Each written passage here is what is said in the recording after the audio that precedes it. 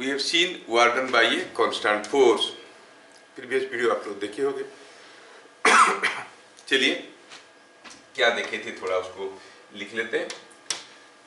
Work done by a constant force और constant force F is equal to F dot S। पहला देखे थे, क्या कोई मुझे बताएगा व्हाट वाज S? यस, जो लोग डिस्प्लेसमेंट बोल के रुक गए उनको जीरो मिलेगा, क्योंकि ये क्या है? It is displacement of displacement of point of application of force नहीं। अच्छा, इसको हम लोग कुछ एफ एस कॉस थीटा भी लिखे थे। थीटा क्या था? It was angle between F and S. ये भी हम लोग जानते हैं। और एफ एस कॉस थीटा को और भी एक तरीका से हम लोग समझे थे। It was equal to F into displacement in direction of force.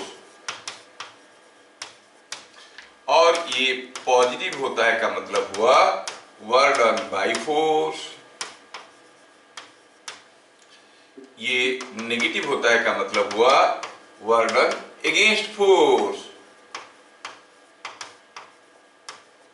Work done को मैं WD लिखता हूं, ठीक है? आप लोग ऐसे मत लिख देता, आप लोग वर्क डन लिखो। ओके, सो ये जो थ्योरी था प्रीवियस क्लास हम लोग देखे नहीं। अच्छा,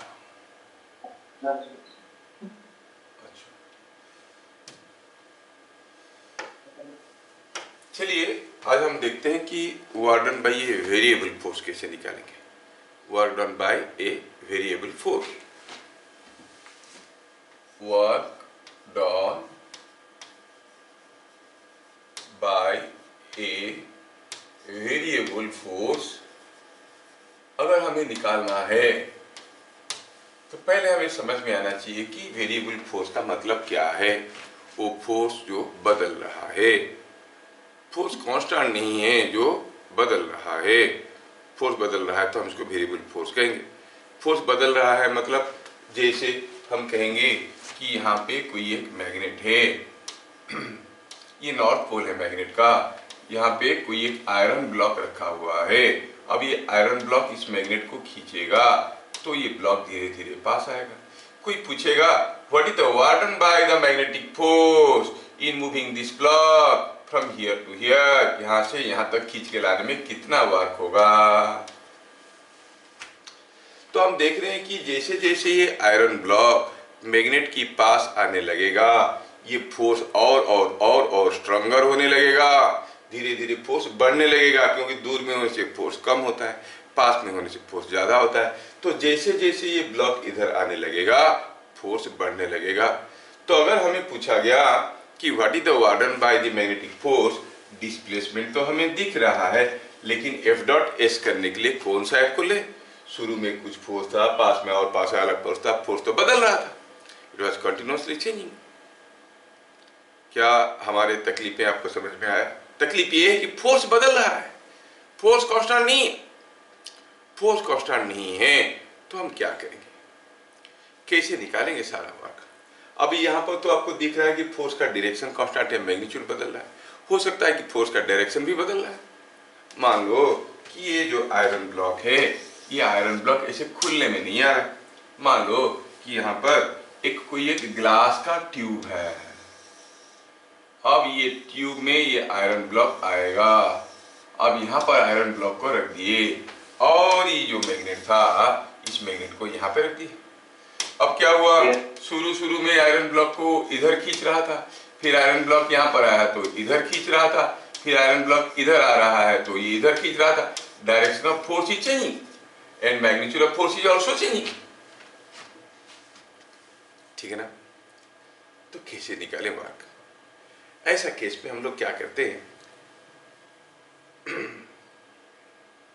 तो ऐसा सोचते हैं कि फोर्स तो बदल रहा है, ठीक है, लेकिन अगर हम थोड़ा सा मूव करेंगे आयरन ब्लॉक को तो फोर्स नहीं बदलेगा। ये सोच के चलते हैं कि फोर्स तो बदल रहा है, जैसे जैसे ब्लॉक इधर आ रहा है फोर्स बदल रहा है। जैसे हम कहें कि ये जो ब्लॉक है यहाँ पे, ये जो ब्लॉक है, ये ब्लॉक यहाँ पर होते हुए फोर्स तो है उसके ऊपर, लेकिन अगर इसको थोड़ा सा मूव करेंगे तो फोर्स में जो बदलाव आएगा उसको हम इग्नोर कर सकते हैं। मतलब ये ब्लॉक को अगर हम 0.001 मिलीमीटर मूव करेंगे, 0.001 मिलीमीटर मतलब बहुत छोटा सा, हाँ बहुत छोटा सा मूव करेंगे तो फोर्स जो था वही रहेगा, फोर्स में कोई बदलाव नहीं आएगा। ये हो गया हमारा बेसिक असम्पशन। नहीं सर 0.001 मिलीमीटर मूव करने से भी फोर्स बदल जाएगा। अच्छा ठीक है, तो 0.00005 तो जीरो उसके बाद 1 मिलीमीटर, हाँ इतना छोटा करने से तो नहीं बदलेगा। तो चलो ठीक है, उतनी छोटे से करते हैं। तो मैं इसको क्या करता हूं, छोटा सा डिस्प्लेसमेंट देता हूं, ये छोटा सा डिस्प्लेसमेंट, और अज्यूम करता हूं कि फोर्स उस छोटे से डिस्प्लेसमेंट पे कांस्टेंट था। चलिए उस डिस्प्लेसमेंट को हम कहेंगे dx1, और उस डिस्प्लेसमेंट पे जब ये बॉडी था उसका फोर्स था F1, तो ये छोटा सा डिस्प्लेसमेंट जाने में कितना वर्क हुआ, F1.dx1। अब यहां से यहां तक और एक डिस्प्लेसमेंट dx2, लेकिन सर तब तक फोर्स बदल गया है, ठीक है फोर्स F2, तो कितना वर्क होगा F2.dx2। तो ऐसे सारे छोटे छोटे छोटे छोटे वर्क को अगर हम मेजर कर लेंगे और सारे छोटे छोटे छोटे छोटे वर्क को अगर हम जोड़ देंगे तो हमें टोटल वर्क मिल जाएगा। सिंपल है कि नहीं? Work is scalar quantity. तो we have to count all such small burdens and add them up to find the total burden. ठीक है, तो इस चीज को हम कैसे लिखेंगे, इस चीज को कैसे लिखेंगे, given by W is equal to F1.dx1 F2.dx2, ऐसे सारे छोटे छोटे डिस्प्लेसमेंट निकालेंगे और जोड़ देंगे। लेकिन इतना छोटा अगर डिस्प्लेसमेंट करेंगे तो कितना तो डिस्प्लेसमेंट मिलेगा, इनफाइनाइट नंबर ऑफ डिस्प्लेसमेंट्स। सो बहुत सारे डिस्प्लेसमेंट्स मिलेंगे। सारे छोटे छोटे डिस्प्लेसमेंट में अगर वर्क निकालेंगे और जोड़ेंगे तो बहुत लंबा हो जाएगा, बट हमारे लिए उसके लिए सब्स्टिट्यूट में है calculus, summation of infinite number of continuous quantities, continuously move करवाना है और इनफाइनाइट नंबर है स्मॉल क्वांटिटीज। तो हम जानते हैं कि इसको ऐसे लिखेंगे, क्या, f dx, f dot dx का इंटीग्रेशन। क्या बात समझ में आया? कभी कभार थोड़ा सा मिसकंसेप्शन बन जाता है कि लोग सोचते हैं कि वेरिएबल फोर्स से तो ऐसे वर्क निकालना है, कांस्टेंट फोर्स से तो वैसे वर्क निकालना है। You are correct, but partially correct. कोई कांस्टेंट फोर्स को भी हम ऐसे इंटीग्रेट करके निकाल सकते हैं। मतलब ये जो वार्डन का फॉर्मूला है, ये वेरिएबल फोर्स हो या कांस्टेंट फोर्स हो, इंटीग्रेशन फॉर्मूला तो उसके लिए भी एप्लीकेबल है। अगर फोर्स कांस्टेंट होता तब भी ऐसे छोटे छोटे वर्क निकाल के कर सकते थे। सो ये जो फॉर्मूला है, it is warden by any force. हाँ, अगर कांस्टेंट है तो ऐसे नहीं करते हैं, क्योंकि हमें ये टेढ़ा मेढ़ा इंटीग्रेशन पसंद नहीं है, हम लोग डायरेक्ट कर लेते हैं। नहीं तो कोई भी फोर्स के लिए वर्क हम ऐसे निकाल सकते हैं। Is that clear? Warden by ये कांस्टेंट वेरिएबल फोर्स निकालना है तो हम ऐसे करते हैं। मैं आपको एक छोटा सा क्वेश्चन देता हूं। A force F is equal to 3x square plus 2x I cap displaces a body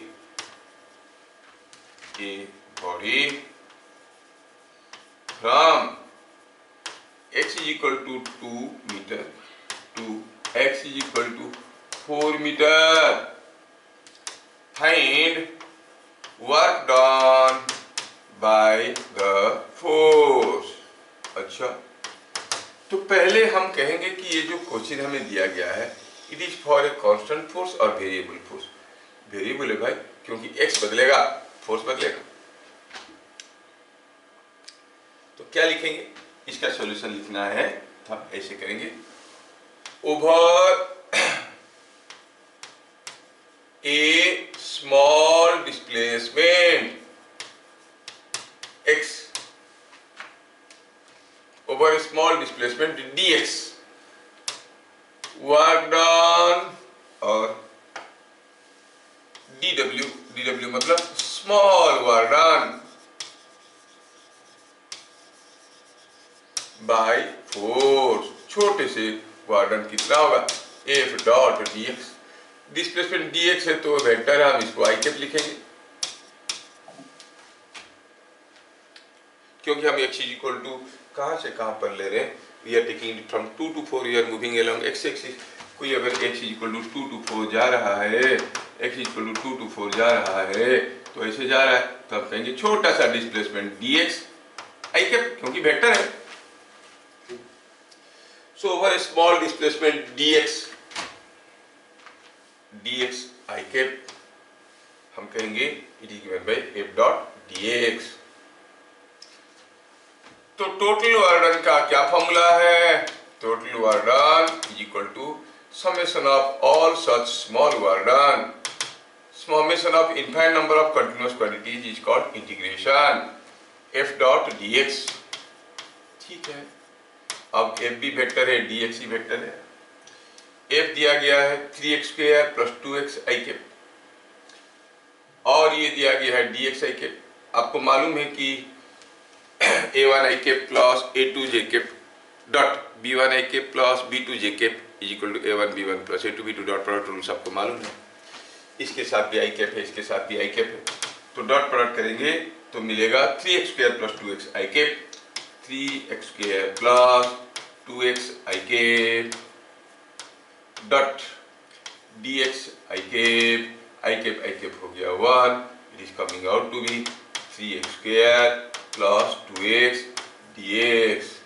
कहानी खत्म नहीं हुआ है, इंटीग्रेशन है तो लिमिट डालना पड़ेगा।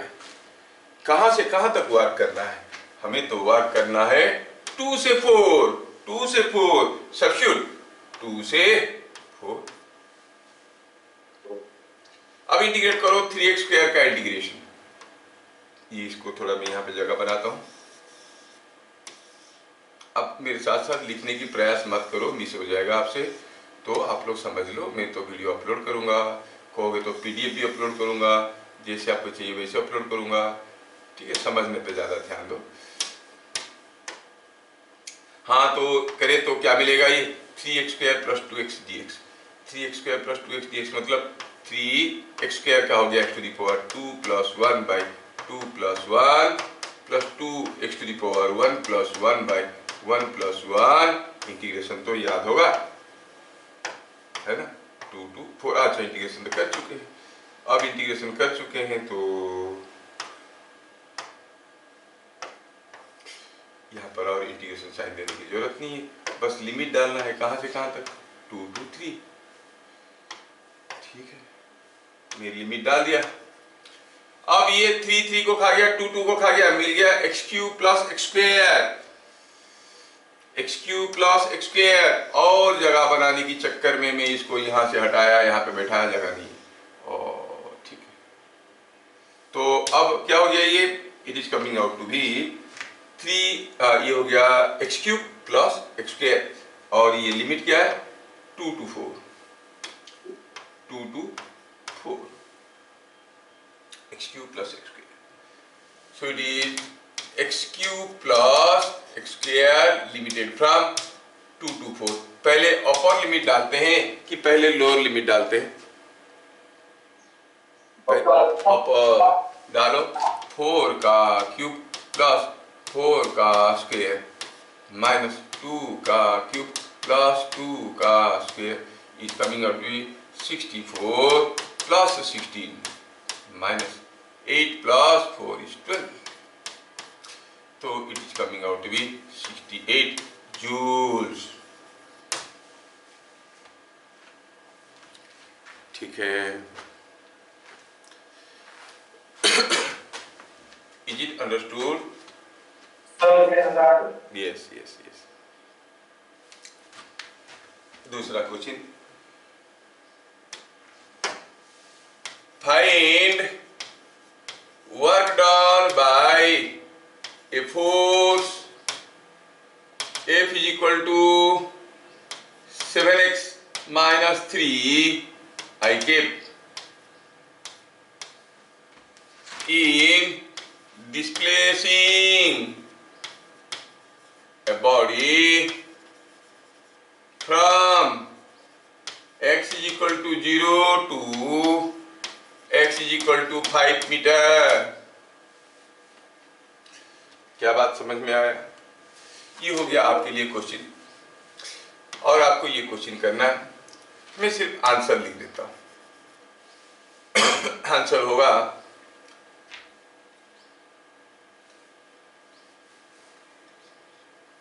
$80 जूल्स।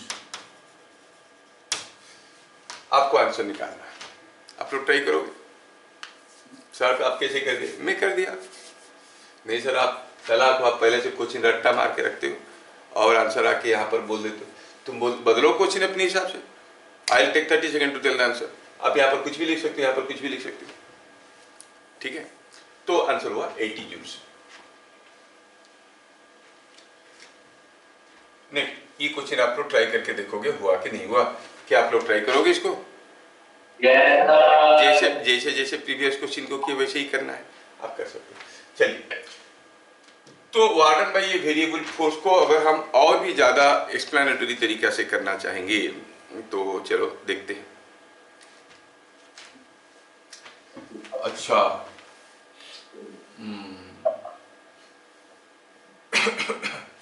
सपोज हम कहेंगे कि यहाँ पे कोई एक टेबल रखा गया है और इस टेबल पे कोई एक चेन रखा गया है और ये चेन ऐसे थोड़ा सा झूल रहा है। सपोज हम कहेंगे ये कितना झूल रहा है? 1 मीटर झूल रहा है और ए chain of length 5 meter and mass 2 kg was kept on a table with 1 meter length hanging. If it slips out of table, find work done by gravity by the time it leaves the table.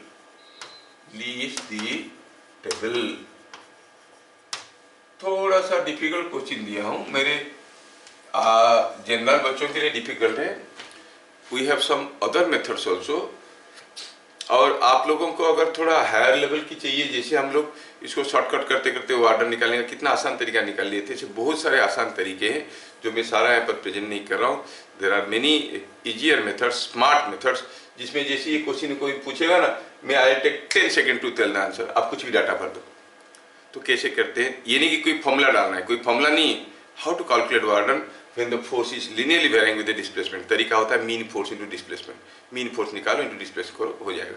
खैर, तो ऐसे अगर higher चीज़ें चाहिए तो जिनको interest है JEE level के और थोड़ा डिफिकल्ट लेवल की क्वेश्चन करना है, मैं पहले भी बोल चुका, आप बोलोगे तो मेरा प्ले लिस्ट में मैं आपको फॉरवर्ड कर दूंगा, आप पढ़ सकते हो।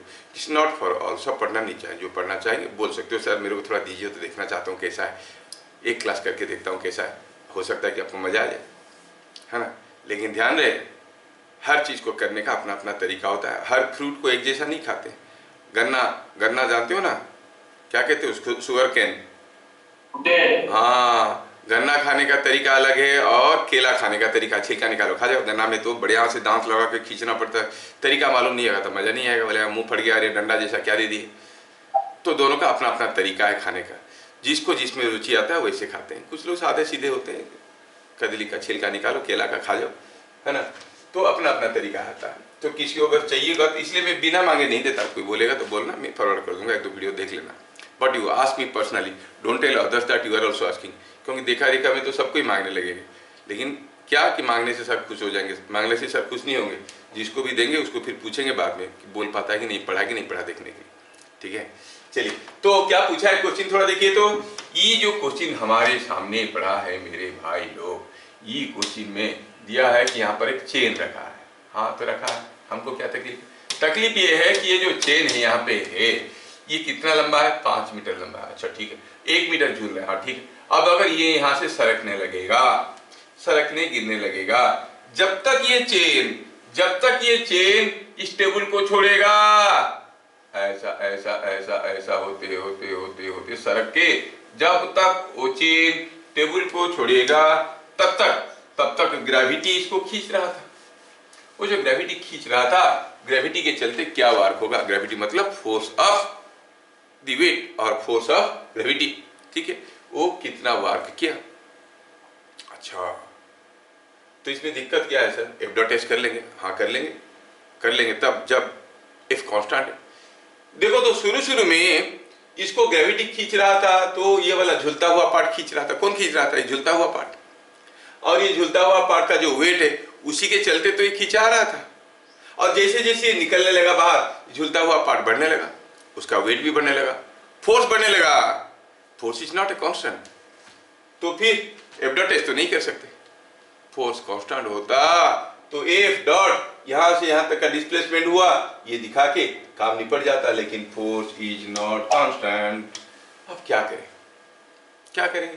थोड़ा सा खींचेंगे, देखेंगे कितना हुआ, और थोड़ा खींचेंगे, देखेंगे कितना वर्क हुआ। थोड़े खींचते सारे छोटे वर्क निकाल के जोड़ देंगे। हाँ आसान तो है, लेकिन कितनी बार थोड़ा खींचना पड़ेगा? Infinite times. Summation of infinite number of continuous quantities is called integration। ठीक है ना, तो इंटीग्रेशन की सहारा लेना पड़ेगा। तो बस इंटीग्रेशन का एक फीलिंग आपके अंदर देने के लिए इस क्वेश्चन को कैलकुलस तरीके से करते हैं, जबकि मेरा जेई ग्रुप में इस क्वेश्चन को हम लोग इंटीग्रेशन से नहीं करते, ऐसे देख के बताते हैं। तरीका क्या है मैं बताऊंगा, वो भी मीन फोर्स इनटू डिस्प्लेसमेंट करके। तो इसमें क्या करने वाले हैं, ये चेन जब ऑलरेडी x डिस्टेंस तक खिसक चुका था, तब और dx खिंचेगा। ये ऑलरेडी x डिस्टेंस तक खिसक चुका है, और dx खिसकने में कितना वार्क होगा अगर पता कर लेंगे, सारा छोटे dx के लिए वार्क निकाल देंगे, फिर वार्क निकल जाएगा। You are very clear? Yes, ठीक है। कैसे लिखता हूं देखो, लेट अस कंसीडर, डिस्क्रिप्टिव करके लिख रहा हूं ताकि आपको चीजें समझ में आए। स्कूल वाले पूछे ना पूछे कोई फर्क नहीं पड़ता है, इंटीग्रेशन समझ में आ जाएगा। इस बहाने हम कैसे यूज करें। Let us consider a small और a very small displacement dx। कहां पे? At a distance x below table से x डिस्टेंस नीचे में एक छोटा सा डिस्प्लेसमेंट dx देख रहा हूं। मतलब ये भाई, मतलब ये है कि ये जो चेन है ये खिसक के अभी यहां तक आ चुका है। ये चेन खिसक के यहां तक आ चुका है। अब और dx खिस गया तो कितना बार होगा? तो ये हाल में उसके फोर्स निकाल देते हैं, और ये फोर्स कांस्टेंट रहेगा over small displacement, F dx कर देंगे। तो ठीक है, तो F क्या हो गया? Force of gravity. हाँ क्या मतलब होता है? मतलब है वेट ऑफ हैंगिंग पार्ट। जो हैंगिंग पार्ट है उसका वेट, हैंगिंग पार्ट का वेट क्या होगा? अरे हैंगिंग पार्ट का क्या वेट होगा?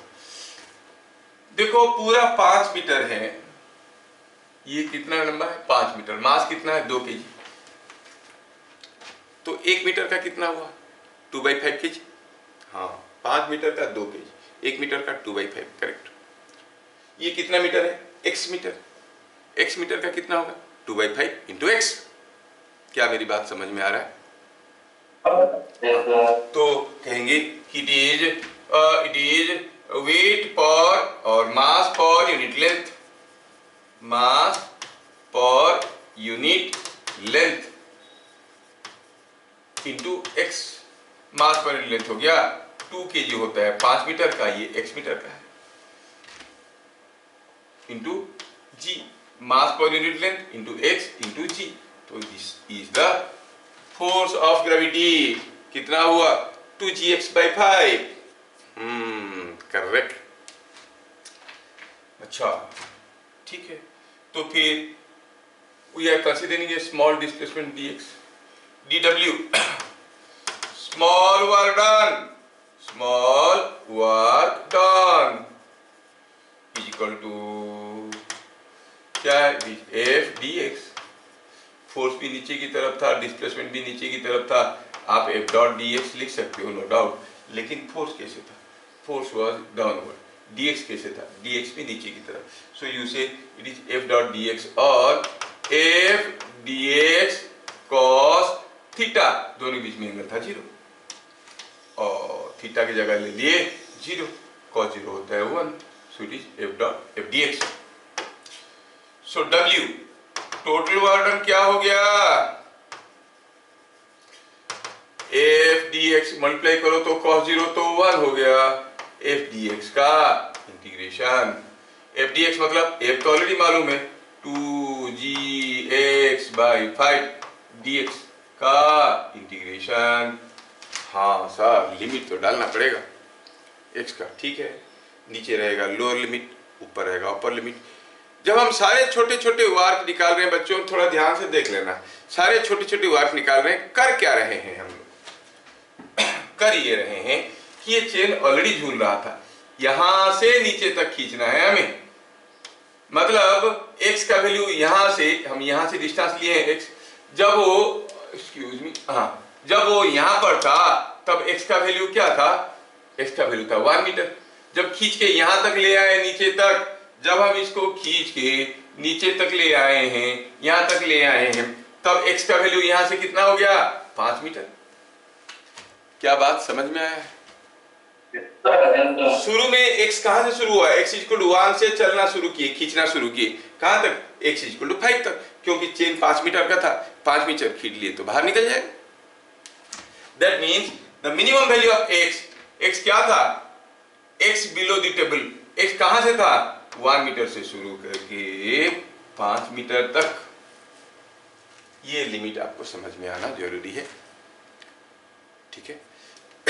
तो क्या हो जाएगा, w is equal to 2gx/5 dx का इंटीग्रेशन 1 to 5,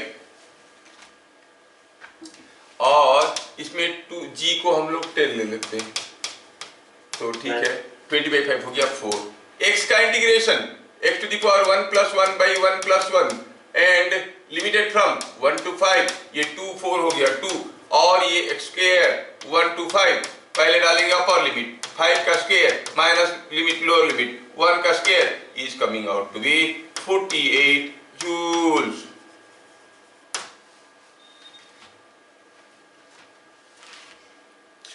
समझ में आया क्या?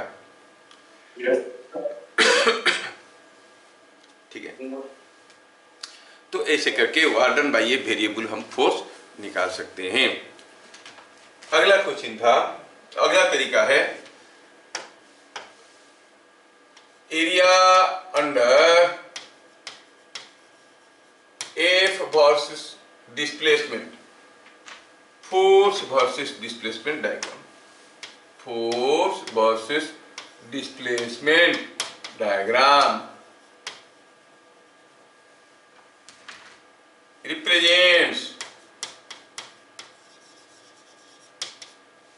represents work done by force।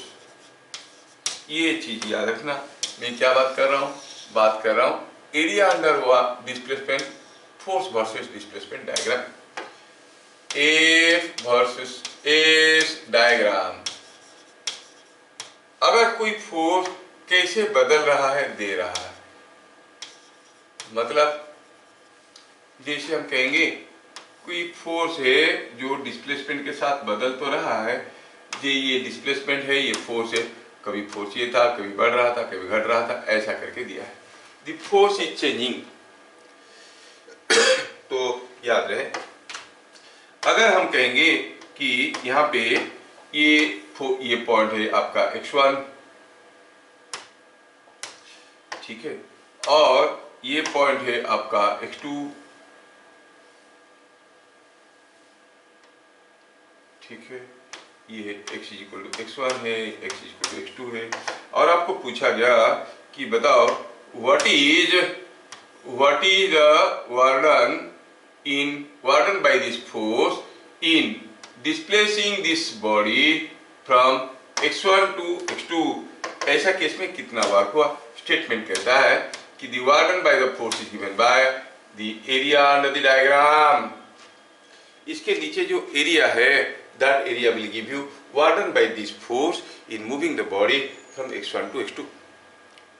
अगर ये फोर्स सीधा कुछ ऐसा होता तो हम कहते फोर्स कांस्टेंट है, तो हम तो सीधे वार्डन निकाल देते F डॉट S करके।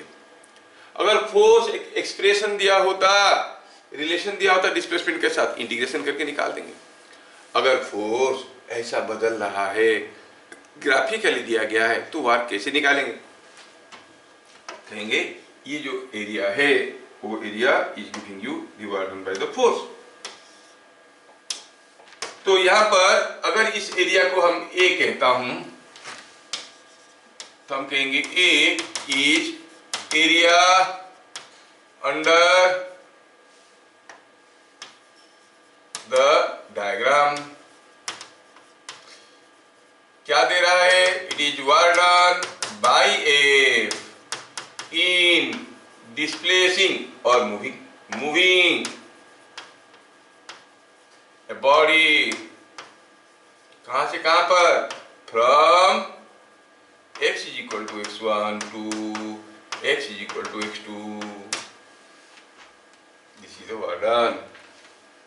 क्या बात समझ में आया? अब ये फोर्स होते होते कुछ भी हो सकता है। ये फोर्स हो सकता है पॉजिटिव है, मतलब एक डायरेक्शन में, नेगेटिव फोर्स है तो अपोजिट डायरेक्शन में। कहने का मतलब है हो सकता है कि किसी के ऊपर आता हुआ फोर्स अपना डायरेक्शन बदल रहा है, तो कभी पॉजिटिव एरिया मिलेगा, नेगेटिव एरिया मिलेगा।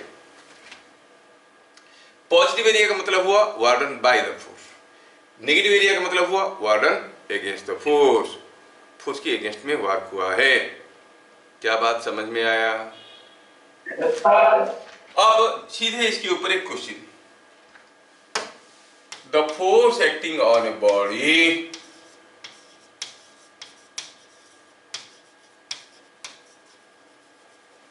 varies with displacement as shown। Find work done by the force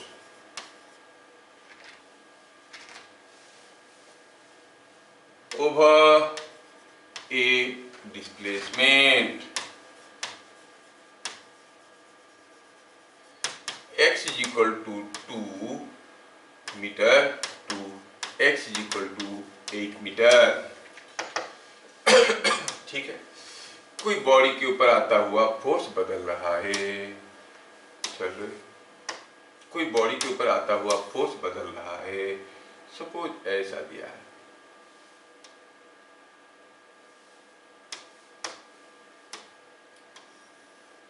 ऐसा दिया है।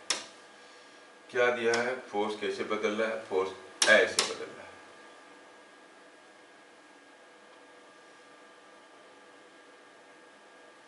ठीक है, ऐसा दिया है,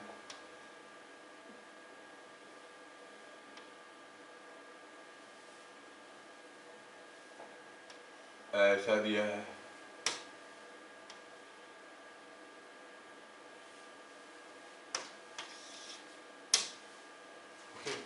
ये फोर्स कुछ ऐसा बदल रहा है।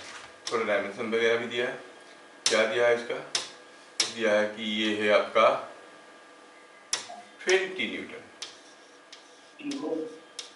अच्छा, ये दिया है आपका 2 मीटर,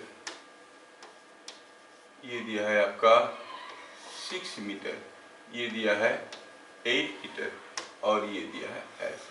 सपोज ये क्वेश्चन दिया हुआ, क्या दिया है, ये डिस्टेंस दिया है समथिंग लाइक -4 मीटर और ये है x, ये है f। ये पूरा का पूरा फोर्स वर्सेस डिस्प्लेसमेंट डायग्राम आपके सामने दिया गया है। Force in newton, x in metre. Question को ध्यान से देखिए। The force acting on a body varies with displacement as shown. ऐसे बदल रहा है। अच्छा ठीक है, अगर फोर्स ऐसे बदल रहा है तो क्वेश्चन ये है कि हमारा वर्क डन कितना होगा, x = 2 से x = 8। तरीका कहता है कि work done is given by area under the diagram. कहां से कहां तक, 2 से 8। अच्छा 2 से 8 के बीच में, तो ठीक है 2 से 8 के बीच में थोड़ा हम देखते हैं। 2 तो हुआ यहाँ पे और 8 हुआ यहाँ पे, तो हमें देखना है यहाँ से यहाँ तक जाने में कितना वर्क होगा। यहाँ से यहाँ तक जाने में कितना वर्क होगा जानने के लिए तो पहले हमें देखना पड़ेगा कि what is the area here. हमें देखना पड़ेगा व्हाट इज दिस एरिया, है कि नहीं, एंड दिस एरिया। यही तो 2 से 8 के बीच में एरिया। लेकिन हम देख रहे हैं कि ये जो एरिया है, this area is coming out to be a positive area और ये एरिया एक नेगेटिव एरिया है क्योंकि बिलो द डिस्प्लेसमेंट लाइन है। तो total area under the diagram क्या करेंगे, this area minus this area.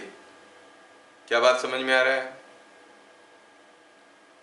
What is the area under the diagram, ये पॉजिटिव एरिया हुआ, ये नेगेटिव एरिया हुआ। तो what is total work done by the force, this area minus this area. क्या ये बात आपको समझ में आ रहा है? अब हम कहेंगे सॉल्यूशन में work done over A displacement x = 2 to x = 4 ये एरिया को आप A1 कहो, ये एरिया को आप A2 कहो। It is A1 minus A2। क्यों माइनस हुआ, क्योंकि नीचे A1 क्या है, A1 क्या है, A1 ये एरिया। अच्छा ये एरिया कितना है, कौन बताएगा? A1 क्या है, हाफ बेस इंटू हाइट। ये 2 मीटर है, ये 6 मीटर है, तो ये हो गया 4 मीटर का। ये 4 मीटर का हाफ 4 और ये हाइट कितना है 20 माइनस A2 ये तो रेक्टेंगल है भाई, तो A2 कितना हो जाएगा, ये है 4 और ये कितना है 6 to 8 2, it is 4 into 2, it is coming out to be 40 minus 8 is 32 joules। क्या बात समझ में आया? Yes sir, yes sir। कितना सिंपल तो है। Yes sir। Yes। चलिए दूसरा question. The force acting on a body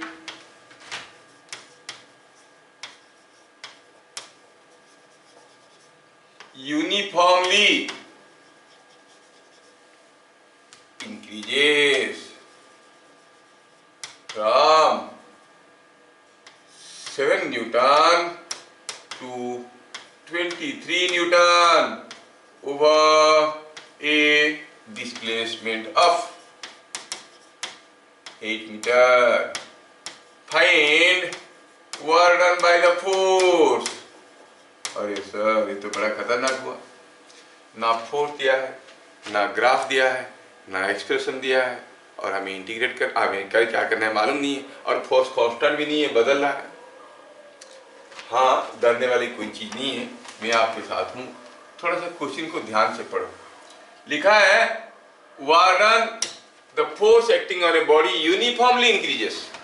uniformly का मतलब हुआ लीनियरली इंक्रीज करता है। अगर हम कहेंगे कि यहाँ पर ये है का फोर्स का एक्सिस, अगर मैं force versus displacement diagram draw करता हूँ तो मैं कहूंगा कि force is uniformly varying, means linearly increase कर रहा है।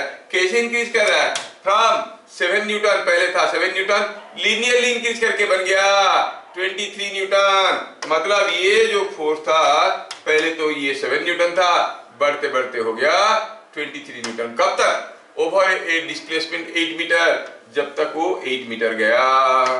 मतलब जब तक डिस्प्लेसमेंट 8 मीटर हुआ, फोर्स 7 न्यूटन से बढ़ते बढ़ते बढ़ते क्या हो गया फोर्स, ये 23 न्यूटन तक आ गया। पूछा बताओ व्हाट इज द वार्डन, क्या आप नहीं बता सकते हो? Yes, you can easily tell the answer. Diagram पता चल गया। Now the area under the diagram gives you the work done. So हम क्या कहेंगे, work done by force is equal to area under the diagram, और ये looking like a trapezium area. तो ये ट्रेपीजियम एरिया ट्रेपीजियम का एरिया को हम लोग कैसे निकालेंगे? To find out this trapezium area, कौन सा area? The area under this diagram. ये एरिया, सॉरी, ये एरिया हमें पता करना है। ये एरिया कितना है? इट इज हाफ, ट्रेपीजियम का area half sum of parallel sides, this plus this, 7 plus 27 into distance between them, that is 8. So it is coming 120, 7 plus 23, it was 23. That is 30 by 2 is 15 into 8 is 120 joules. कितना है ये? Are you getting? Okay. हाँ पुष्टि भरिए। कहाँ? अच्छी ना अजी।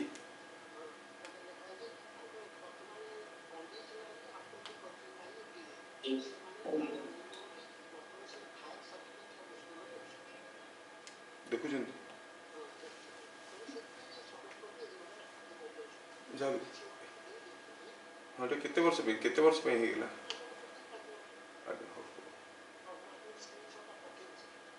कोई दूसरी समझे कोई दूसरी।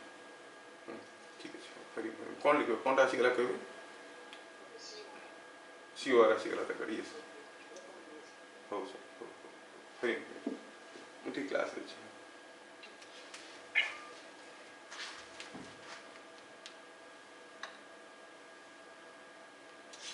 तो क्या आप लोगों की ये चीजें समझ में आया? अच्छा ठीक है।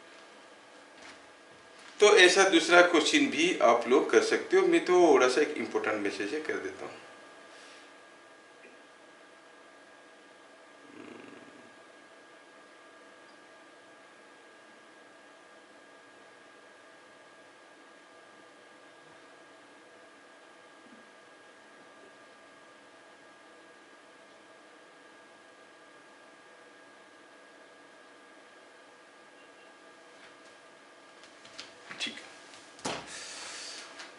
Okay, so this is the way we understood to calculate the Warden by a force.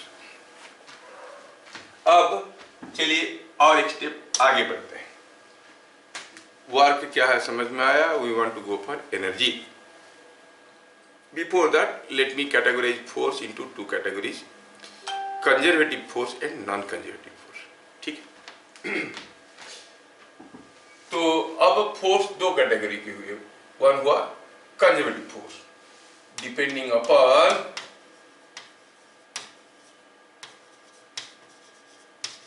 nature of force, it is divided into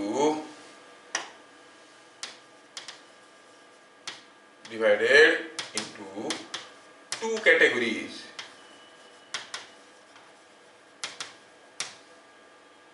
Conservative and non-conservative.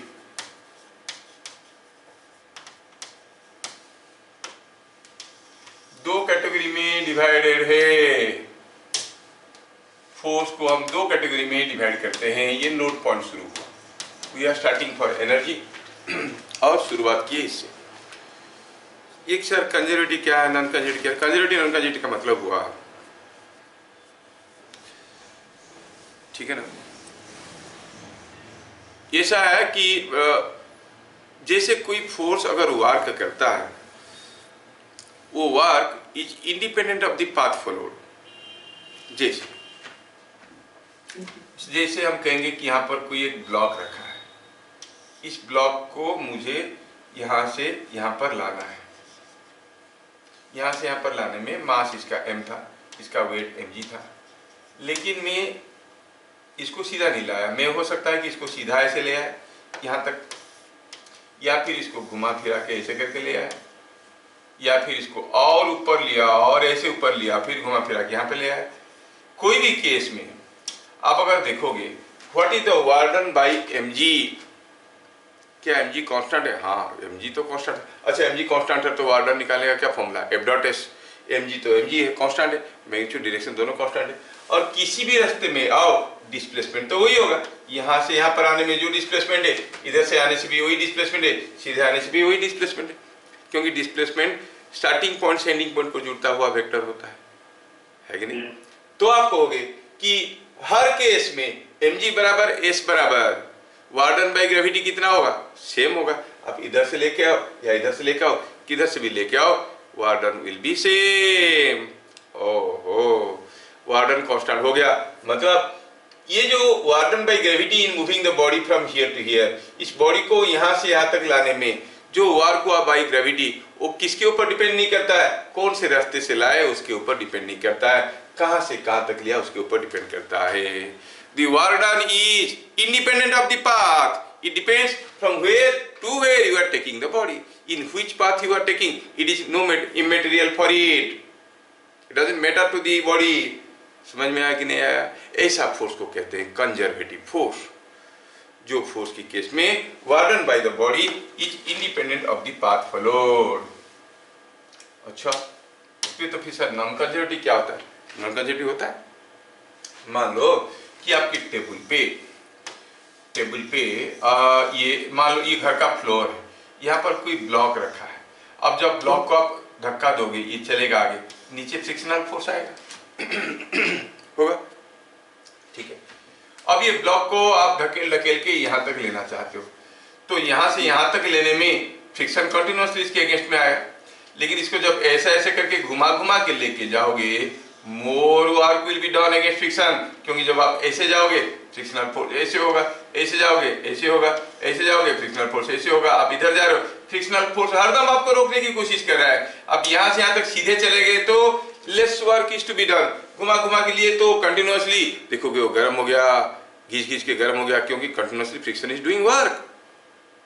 So work done bye frictional force is depending upon which path you are taking. It doesn't depend only on from which point to which point you are moving. It also depends on which path you are moving. So work done against frictional force depends on the path followed. Work done by gravity does not depend on the path followed. So work done by gravity as it does not depend on the path followed, you say gravitational force is a conservative force. Frictional force is a non-conservative force. क्या बात समझ में आया? Yes, तो ये चीज को याद रखो। तो कंजर्वेटिव फोर्स किसको कहते हैं? Conservative force in this case, in case of this force, in case of this force, the work done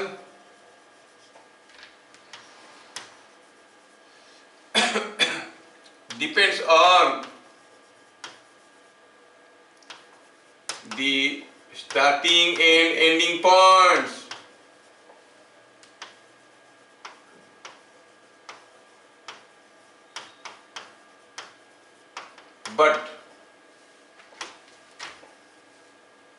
But does not depend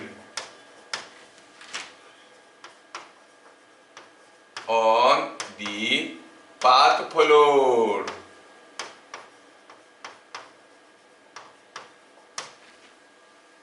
समझ में आया क्या? Does not depend on the path followed. कौन से रास्ते में गया उसके ऊपर डिपेंड नहीं करता है। दूसरा क्या हुआ,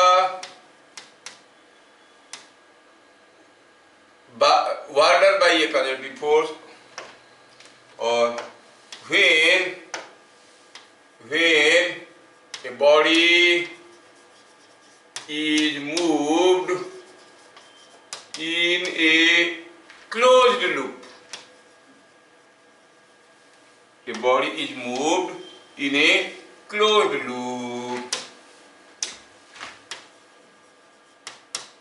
the work done by conservative force is, सोचो तो एक ब्लॉक को यहाँ से हम लिए, ऐसे लाए, ऐसे लिए, इधर लिए, घुमा फिरा के फिर से ले आए। What is the work done by gravity? जहां से गए थे वहीं पे आ गया। एफ डॉट एच करना था, डिस्प्लेसमेंट तो जीरो है, क्या हुआ वर्क डन? जीरो, क्योंकि नीचे आते वक्त work is done by gravity, ऊपर जाते वक्त work is done against gravity. By gravity कुछ हुआ, अगेंस्ट ग्रेविटी कुछ हुआ, एक दूसरे को खा गए, मिल गया जीरो। क्या बात समझ में आया? कुछ लोग घर से ट्यूशन निकलते हैं, ट्यूशन में आते हैं, कुछ फिजिक्स का ज्ञान लेते हैं और गेन होता है, फिर जब वापस जाते हैं रास्ते में क्या क्या क्या, कौन सा पान का दुकान, कौन सा गंदा दोस्त मिल के वापस जाते हैं, तो जितना गेन उतना लस। घर में पहुंचे, क्या सीख के आया? सीखा तो था लेकिन खत्म भी हो गया। घर पहुंचते पहुंचते total work done is zero. ऐसा भी होता है कुछ बच्चों का, है कि नहीं? तो कंजर्वेटिव फोर्स के लिए क्या कहेंगे? When a body is moved in a closed path, body is moved in a closed loop, the work done by conservative force is zero। ये याद रखना। सी में लिखेंगे एग्जाम्पल्स ऑफ कंजर्वेटिव फोर्स। क्या क्या फोर्स हुआ? एक हुआ फोर्स ऑफ ग्रेविटी और gravitational force. Gravitational force, gravitational force,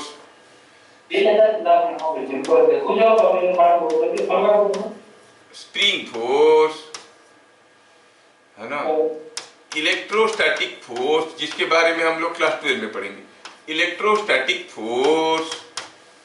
ये सारा फोर्स जो है क्या है? ये क्या है? They are all conservative forces. ठीक है।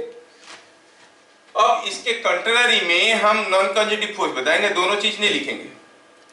कंजर्वेटिव फोर्स क्या हुआ? In case of this force the work done depends on the starting point and ending point but does not depend on the path followed.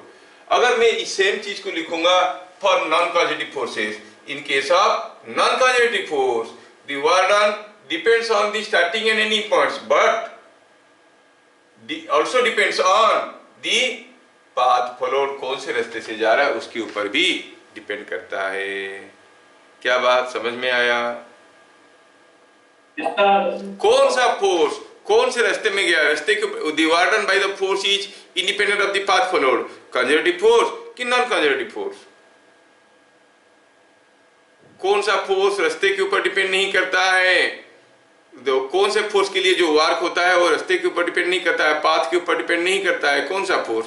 Conservative और non conservative force? Conservative force.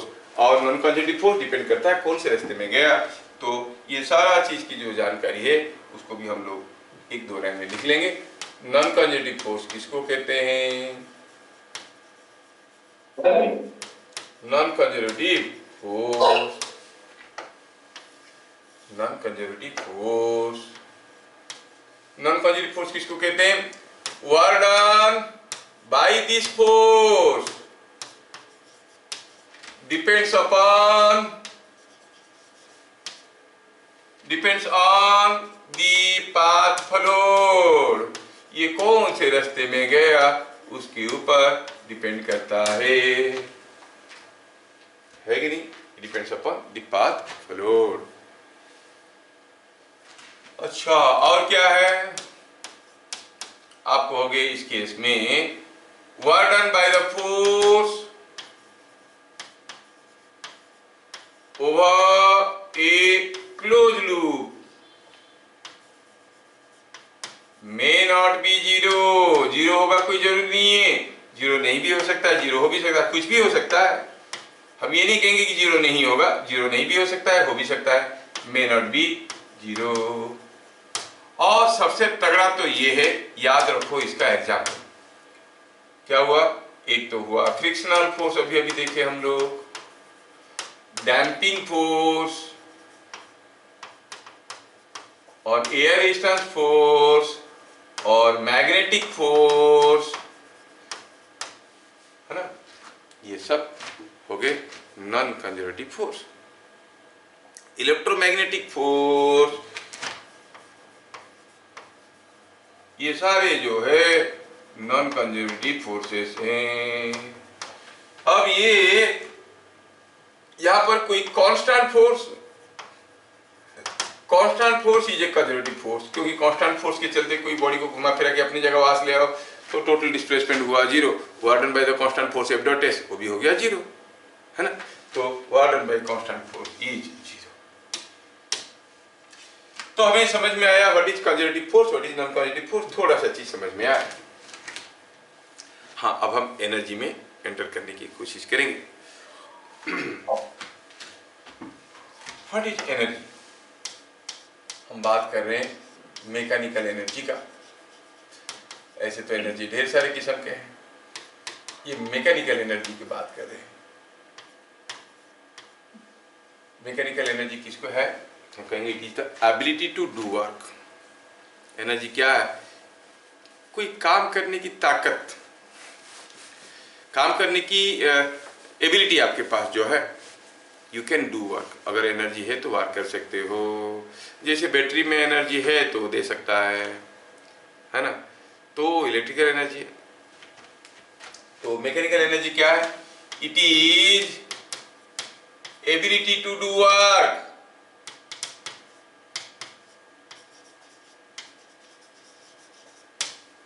ठीक है, ये क्या है, आपके पास जो एबिलिटी है काम करने के लिए वो एनर्जी है। मतलब जब आप काम करते हो you are doing it at the cost of energy. आप काम करोगे तो आपका एनर्जी खत्म होगा, तो सर फिर कैसे करेंगे, मतलब आप खाते हो जो, वहां से फिर से एनर्जी मिलता है, कैलोरी मिलता है नहीं, तो खाते पी के हम लोग एनर्जी बनाते हैं और इस एनर्जी को लेके फुटबॉल खेलते हैं, घूमते हैं फिरते हैं। तो it is the ability to do work. Energy क्या हो गया, जिसके चलते आप वर्क कर सकते हो, मैकेनिकल एनर्जी है। We do work by spending energy. हम मनी क्या है, the ability to purchase. How we purchase, by spending money. कहाँ से आता है, पापा मेहनत करते हैं, लेके आते हैं, मेरे को देते हैं, मैं उनका बेटा हूँ, बेटा ले जाओ ऐसे बोल के मेरे पास आ जाता है परचेजिंग एबिलिटी। फिर मैं जाता हूँ, गुपचुप खाता हूँ, पैसा देता हूँ, लॉलीपॉप खाता हूँ, पैसा देता हूँ, है कि नहीं। So you purchase things at the expense of money, you do work at the expense of energy. When you do work your energy decreases. बहुत ज्यादा एनर्जी डिक्रीज हो गया, थक गया, है ना, और काम करने की ताकत नहीं, क्या हुआ, एनर्जी खत्म हो गया। फिर कोई बैठा खिला पिला मस्त, चलो खेलते हैं, है ना, फिर से एनर्जी आ गया शरीर में। तो ये है, तो एनर्जी क्या हुआ, mechanical energy, it is the ability to do work. We do work by spending energy. जब भी कोई सिस्टम वर्क करेगा उसका एनर्जी घटेगा। ये पेन है, ये पेन को मैं नीचे लाया ना, mg कैसे था, नीचे की तरफ, वेट नीचे की तरफ था। जब नीचे लाया, work is done by gravity, तो इसका पोटेंशियल एनर्जी घट गया। When this pen is coming down, work is done by gravity, the potential energy decreases, है ना।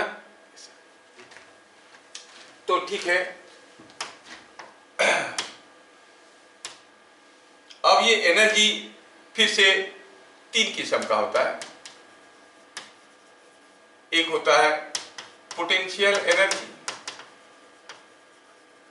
दूसरा होता है काइनेटिक एनर्जी, यहां तक तो सबको मालूम था। तीसरा होता है प्रेशर एनर्जी।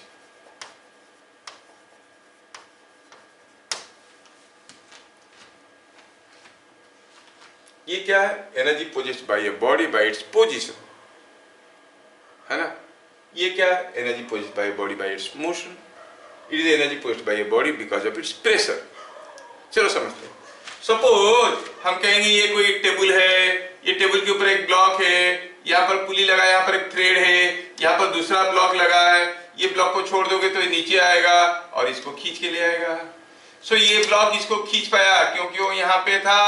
अगर ये ब्लॉक नीचे पहुंच जाता तो और खींच पाता क्या? नहीं। तो depending upon this position it is some energy, और इसके पास एनर्जी हो है बोल के कैसे पता चला? क्योंकि खींच के ले आया। It is able to do work, ये काम कर सकता है, मतलब एनर्जी है। कब तक कर सकता है? जब तक झूल रहा है। जब नीचे आ गया तो रुक गया और नहीं खींच सकता। दैट मीन ये कौन से पोजीशन में है उसके हिसाब से कितना काम कर सकता है पता चलेगा। ये थोड़ा ऊपर है तो ज्यादा काम करेगा, नीचे कम काम करेगा, एनर्जी कम है। So it is the energy possessed by the body by its position, that is called potential energy, जो भी डिटेल्स में हम लोग पढ़ेंगे। ये बच्चों वाली चीज बता रहे हैं। Kinetic energy, it is energy possessed by a body because of its motion. कोई ब्लॉक रखा था, सामने कोई दूसरा ब्लॉक रखा था, ये उसको देख रहा था, वो इसको देख रहा था, एक दूसरे को देख रहे थे, कोई काम नहीं हो रहा था।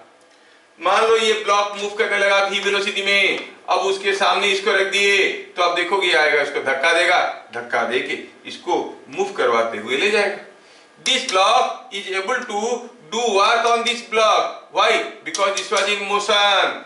बिकॉज ऑफ इट्स मोशन उसके पास कुछ एनर्जी था, जिस एनर्जी से ये इसको धक्का देते हुए वर्क कर लिया। That energy possessed by this body owing to its motion is called kinetic energy।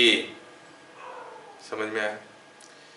Suppose कोई एक बैलून था, ये बैलून ऐसा नहीं होता, ये बैलून था, ये बैलून बहुत हाई प्रेशर में था, इसके ऊपर कोई चीज रखा गया था, बूम करके फटा, ये जो रखा हुआ था ये फेंका गया। This block is thrown, some work is done on to it. कैसे? Because there was pressure.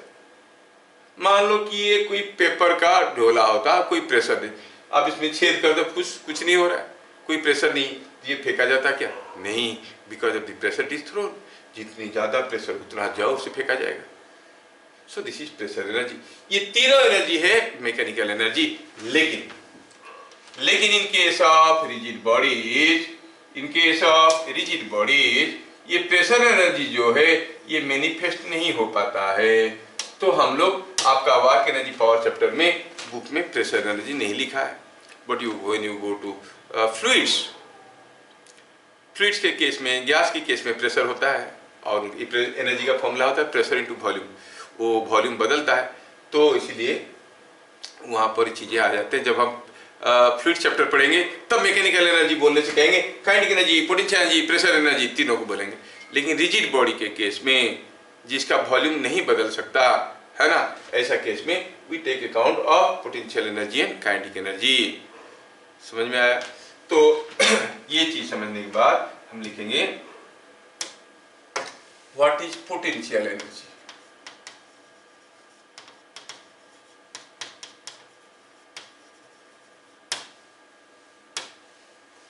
और वो बच्चों वाली चीज नहीं लिखेंगे। क्या था? It is the energy possessed by a body because of its position. No no no, हो गया, वो माइनर क्लासेस में था। अब क्या बोलेंगे? पहले हम जानते हैं कि this energy is defined only for conservative force fields और conservative forces.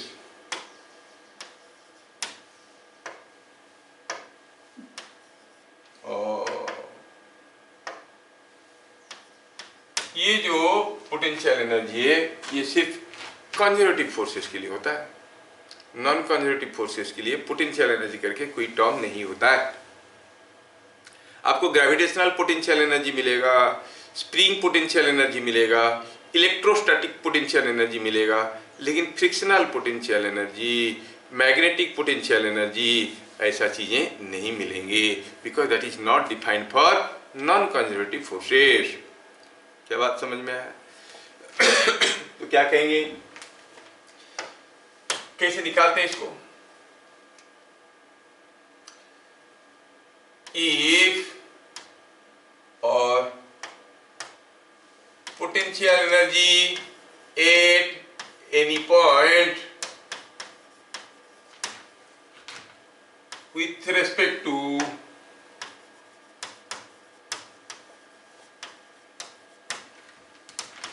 reference is defined as the work done against conservative force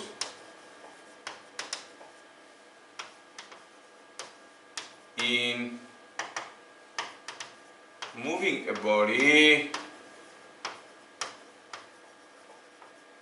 from point of reference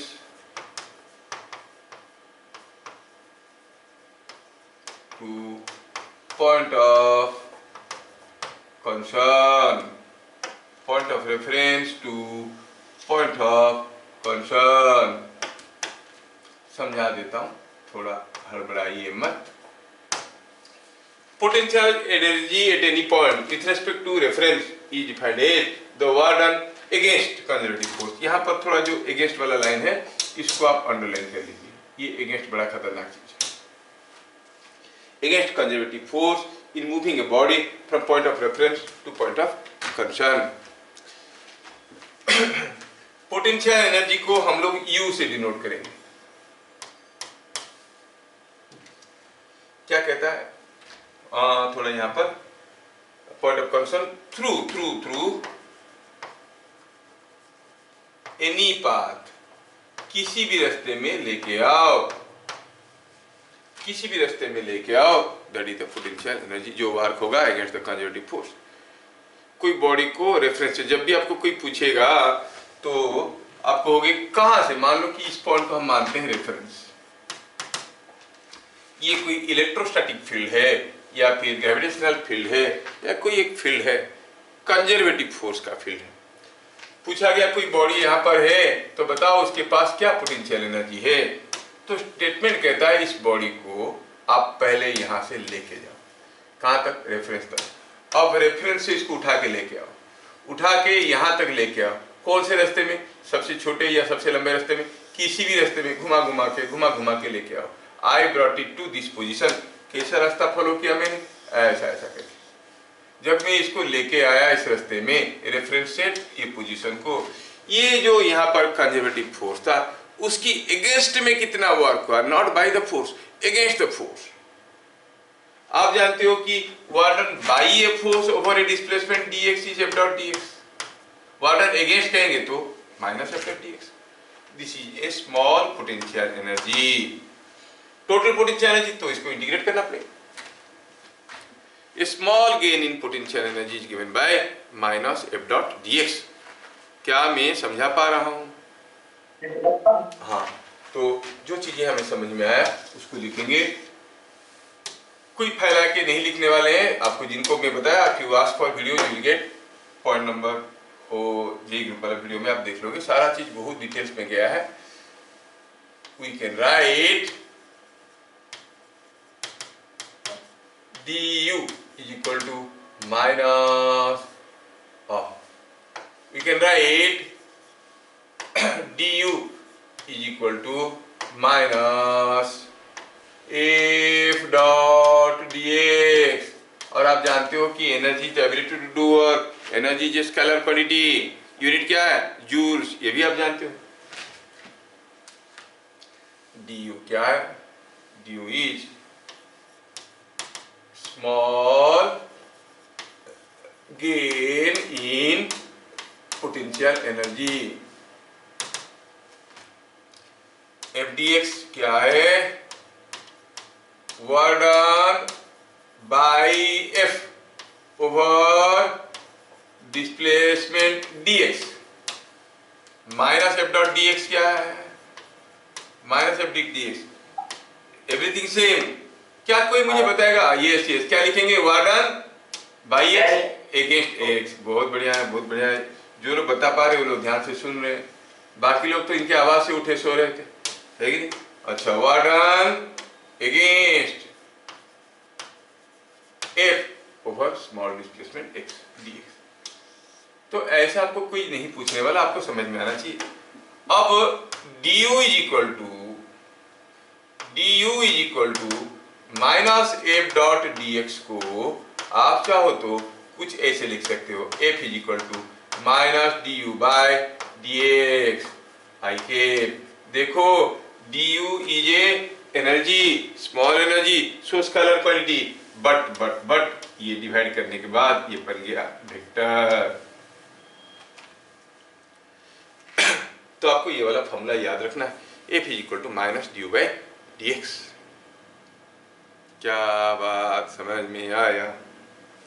Yes, sir. Yes.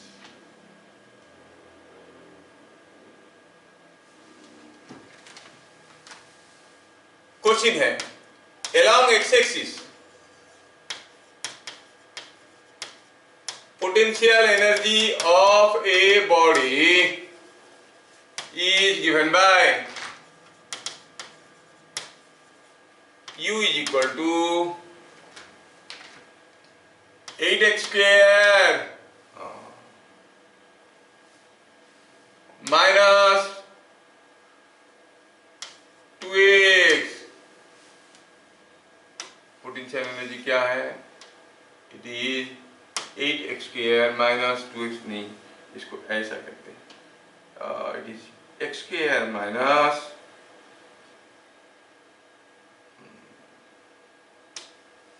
12x। It is x square minus 12x। तो क्या दिया है? ये दिया है along the x axis potential energy of the body is given by x square minus 12x joules। Find potential energy at x is equal to 5, x is equal to 10, x is equal to 10, इसको 2x square, हाँ x is equal to 10। और क्या पूछा है? पूछा है बताओ। Yes, दूसरा दिया है, ये हो गया फाइंड। फिर पूछा है at what value of x a body can remain in equilibrium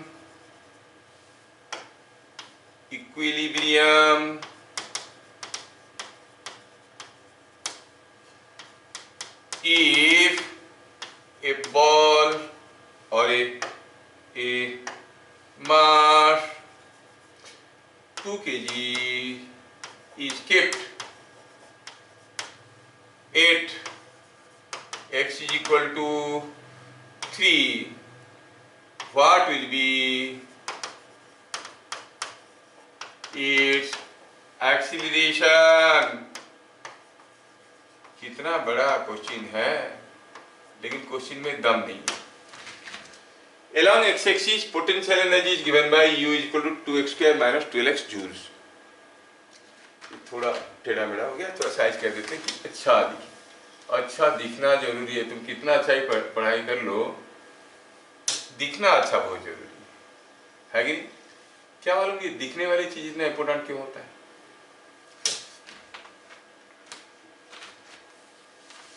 नहीं, आप कितना अच्छा लिख लो, दिखना अच्छा बहुत जरूरी है। लड़का लड़की शादी का प्रपोजल है, लड़की क्या कर रही है? लड़की IAS अफसर है, क्या लड़का देखने नहीं आएगा? फिर भी देखने जाएंगे, देखेंगे। वे देखोगे क्या? IAS अफसर तो है ही। कितना अच्छा भी लिख लो, कितना अच्छा भी कर लो, दिखना अच्छा होना जरूरी। अच्छा, along x axis potential energy given by this, find the potential energy at x equal to 10 metre. क्या दिया है? दिया है x axis में 2x square minus 12x। Potential energy 2x square minus 12x बी 8x is equal to 10। Potential energy कितना होगा? अरे कोई भी बता सकता है, 2 इंटू 10 का स्क्वायर माइनस 12 इंटू 10 हो गया 200 माइनस 120 इज 80 जूल्स। इतना सिंपल? हाँ इतना ही सिंपल है। आगे आगे देखो होता है क्या। क्या पूछा? At what value of x body can remain in equilibrium.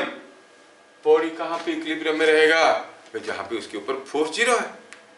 X axis में हर जगह पोटेंशियल एनर्जी बदल रहा है अलग अलग वैल्यू ऑफ x के लिए। क्या दिया है ये एक्सप्रेशन का मतलब हुआ ये एक्स एक्सिस है, ये x equal to x1, x equal to x2, x equal to x3।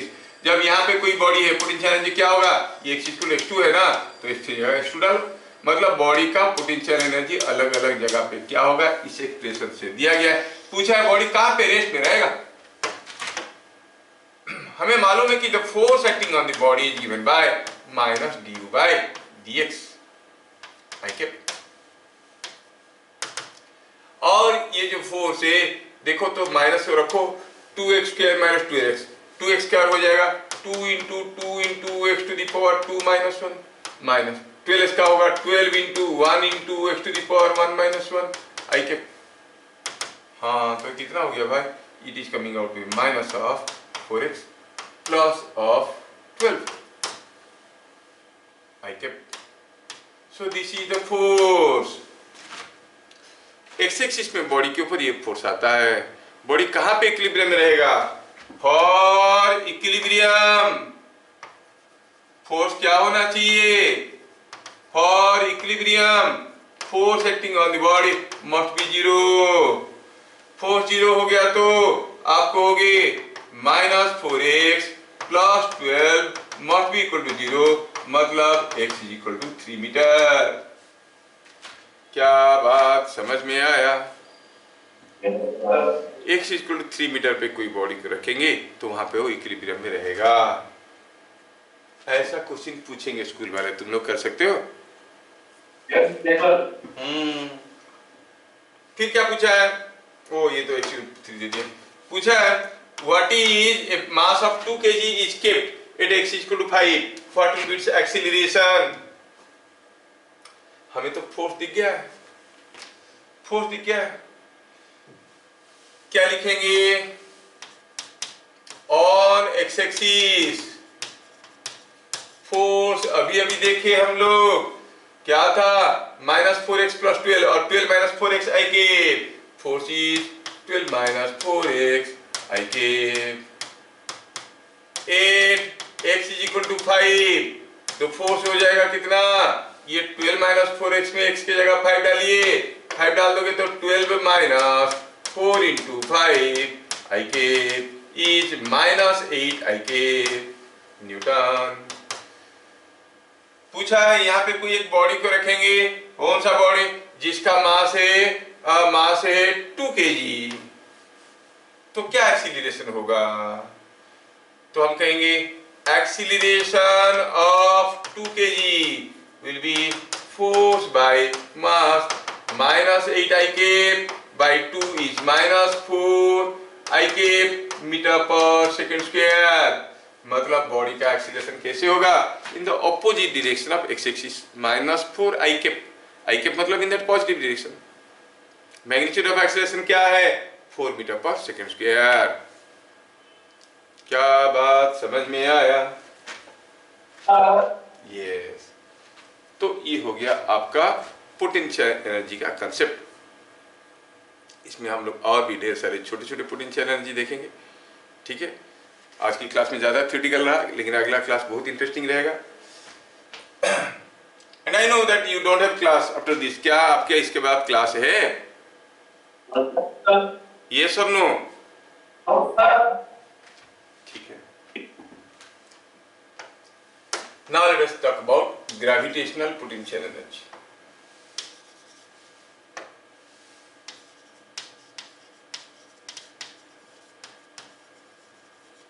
अब gravitational force is a conservative force. And how do you define? जैसे था it was war done against a conservative force, अब कहेंगे war done against gravity, है ना? तो gravitational potential energy इसको हम GPE लिखेंगे फिलहाल तो, gravitational potential energy. GPE of a body at any position is defined as work done against gravity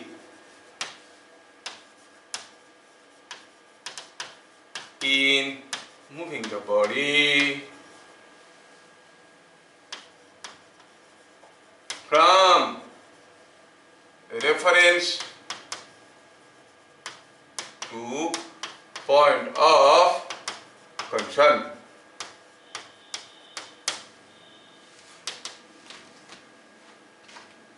reference से पॉइंट ऑफ कंसर्न तक मूव करवाने में जो वर्क होगा उसको हम कहेंगे ग्रेविटेशनल पोटेंशियल एनर्जी।